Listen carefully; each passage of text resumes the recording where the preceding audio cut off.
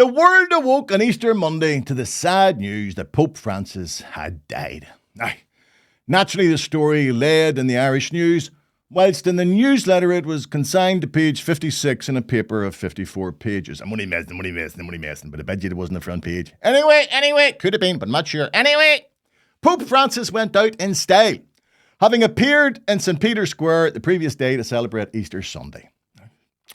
Some have suggested that it wasn't a coincidence that the Holy Father gave up the ghost only a matter of hours following a meeting with US Vice President J.D. Vance and his wife. It's only conjecture. Who knows?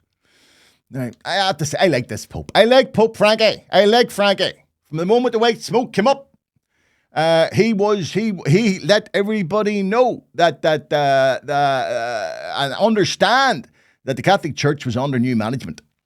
An example was that before he went out onto the balcony to wave to the thousands of well-wishers in St. Peter's Square having been elected, right? They offered him the papal robes, very, very ornate papal robes, but he said no. He refused. And his reply was, the pantomime is over. Isn't that great? Instead, he just wore a simple white cassock, which he wore through his whole papacy. Because one of the measures, indeed, of many Catholics' lives is how many popes we have lived through. In my case, the new pope will be my sixth, I think, or seventh, one or two, anyway. Because I've lived through Pope Paul, Pope John Paul, Pope John Paul II, Pope Benedict, and Pope Francis, and then who's going to come next? Frankie was a humble man who highlighted rampant consumerism and capitalism as the core of much of the world's injustice. And following his election, he refused to use the papal car to go back to the Vatican. Instead, he decided to travel back to the hotel in the bus used by the other cardinals. Indeed, he never used the papal car, travelling in a Fiat Uno, would you believe? No doubt causing great worry for his security team. Indeed, he appeared to have tamed the Vatican Curia. Now, the Vatican Curia it's like a Vatican civil service, right? They're a little army unto themselves. And many have blamed them for ending the pontificate of his predecessor, Pope Benedict. So many things done. We now sit, our 133 cardinals will now sit under Michelangelo's masterpiece in the Sistine Chapel to elect a new pontiff. There have been rumours that the new pope could well be from either Africa or Asia, with the only certainty being he'll definitely be male. And with a global population, Catholic population estimated at 1.4 billion or 17.7% of the world's population, whoever sits in the chair of St. Peter is of importance. Now, you wouldn't know that if you'd been watching President Donald Trump's social media feed where he put this up. You couldn't make this up. You couldn't make that up. That man's not right. Now, the number of Catholics, maybe 17.7% population, but the number of Catholics it may be steadily increasing. In the third world, it has been decimated in recent decades in both Europe and in North America, in no small measure due to the fallout around the paedophile priest scandal. Now, a couple of weeks ago, it was actually a month ago, I came across a clip online which for me exemplifies much of what is wrong with a section of today's church. And I was going to show this clip, I'd say, about a month ago, but then Pope Francis took ill, and I thought that would be in bad taste, so I waited. Okay, so sit back and watch me comment on what this online priest has to say. I came across a priest online. Not deliberately. It just popped up. On social media, he just pops up. I think he's a priest. There's a strange thing is he doesn't give his name, though I suspect he probably is a priest, sadly. You know what I mean? And he had a lot to say. He's a lot, this wee man, sitting on his seat has a lot to say about the state of today's Catholics. Now, I have to give a warning here before I play this bit of a video, right? Please don't watch this if you happen to be eating or drinking, as you'll either choke or spit out the contents of your mouth as you let out a stream of expletives. So just keep your mouth clear. And what I want to do here is break down what this pontificating little prick on his velvet chair actually said. I just want to address it just point by point. So let's begin here. Convinced the synod is going to have the mojo to say it. No disrespect, okay? No disrespect. Sure, it'll be full of lovely people. Lovely people. Lovely little Catholics. Little goodly Catholics. Good little Catholics. Good little Catholics. Move on. Hey! Calm yourself. But I'm just going to say, my ancestors starved rather than changed their faith. That's the stock I come from. I don't know what you come from, okay? Maybe the same, maybe better, but I don't know. I know what I come from. Well, they're at least have something in common with him, as I too have ancestors who starved for their faith, but not just for one reason, but two. Firstly, they too refused to give up their faith and take the soup, but they also starved for a second reason, namely that they gave every spare penny they had to a church which placed priggish, pontificating pricks onto velvet chairs where they castigated those who were putting food in their mouths for not being good enough Catholics.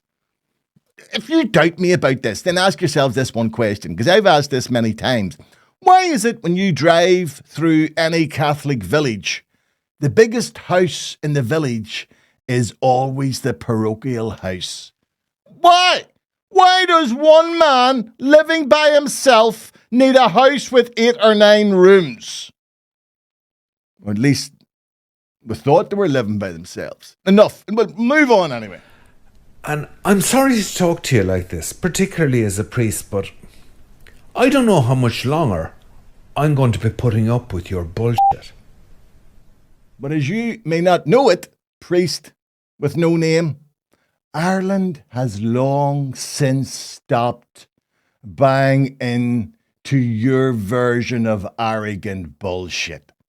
You obviously have been the bubble, son. You've been the bubble. This is past you by, but we're not putting up with it anymore. Sorry. I'm sure you're a lovely person, but you don't seem to be able to sort your stuff out. And I haven't had those excuses made for me in my life. I had to sort my crap out. I left the seminary because I wasn't sure I had a vocation. I went back even though I was starting to settle into a perfectly rewarding job because the vocation still haunted me. I've been a priest. Interesting. That's an interesting one. The vocation still haunted me. The vocation still haunted. That's interesting. Funny thing is, I've never read the story of any notable cleric nor saint who was haunted by their vocation. Indeed, if you read the lives of the mystics, they were in ecstasy because of their vocation. So I suspect you're not as sordid as you profess to be. And you probably should have stayed in your perfectly rewarding job, which I'm making a guess was as a traffic warden, or maybe top range junior clerk, because your level of IQ, you wouldn't have gone any further in that. I've been a priest through the worst times in the church for quite a long time, really bad times. And I'm in no mood for your endless cowardice before the choices of life. We're the cards. Hang on a second here, son. We're the cards. You were there. What caused the worst years for the church? Sure as hell wasn't us, the laity. It was you, the priests, the pervert pedophiles who were shunted from parish to parish.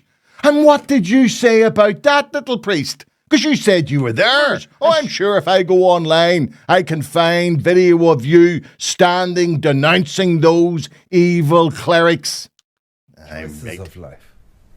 And so I'm saying to you now, I don't care if you were brought up a Catholic. I don't care if your granny said the rosary. You listen to me. I care what you think. I care what you believe. And if you don't believe in God and His Son Jesus Christ and the Holy Catholic Church, which is the body of our Lord Jesus Christ on earth, the whole assembly of the believers and its authority to teach. If you don't believe in that, God bless you. God keep you. The door's there. It leads to the road. And you go with my blessing. Not a curse, blessing. And my prayers. And my respect. Think about that last one. You had the last one? My respect. Because you're not getting it where you are now. Sitting in a seat in the Catholic Church. Attending a ceremony you don't understand.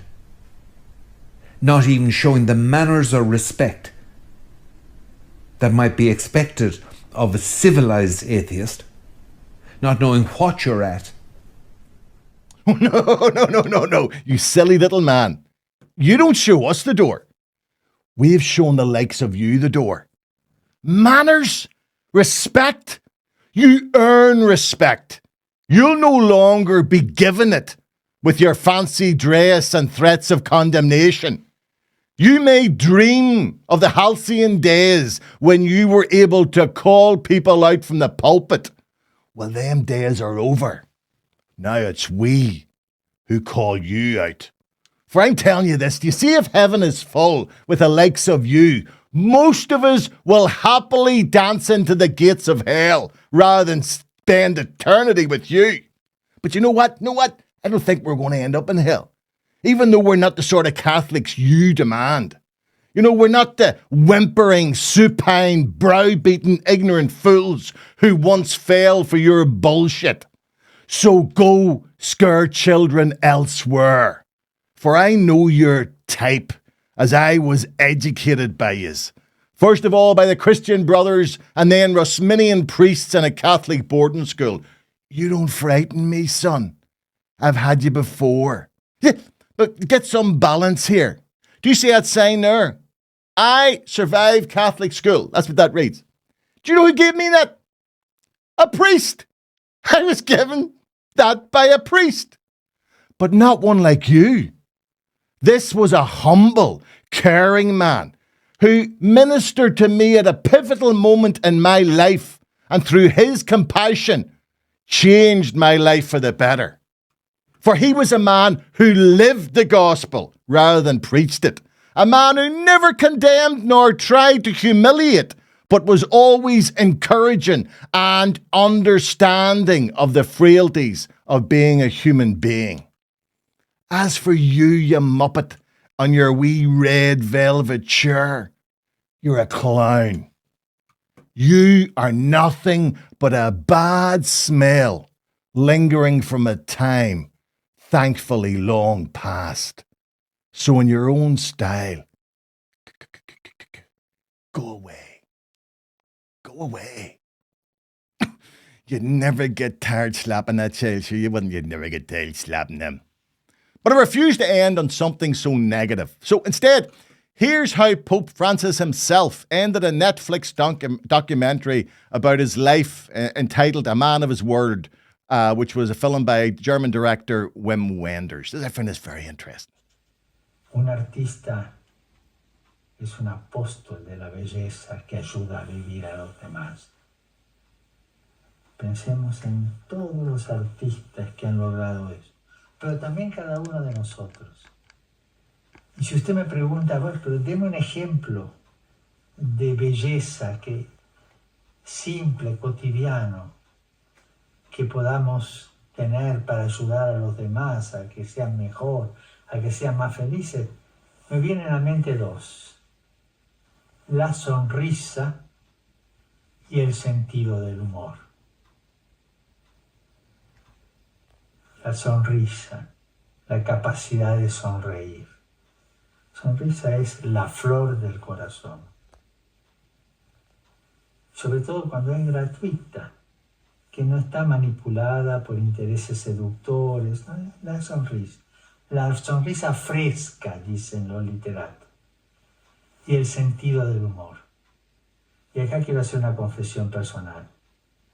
Todos los días, después de rezar las laudes, rezo la oración de Santo Tomás Moro para pedir el sentido del humor.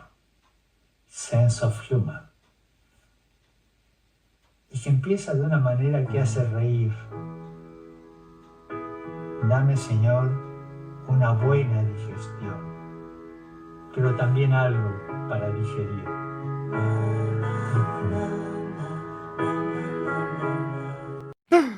Who knows? Maybe, as a comic, I won't need to bribe St. Peter at the pearly gates after all. No, I still will. Definitely. You'll do nothing. You hear me? You'll do nothing.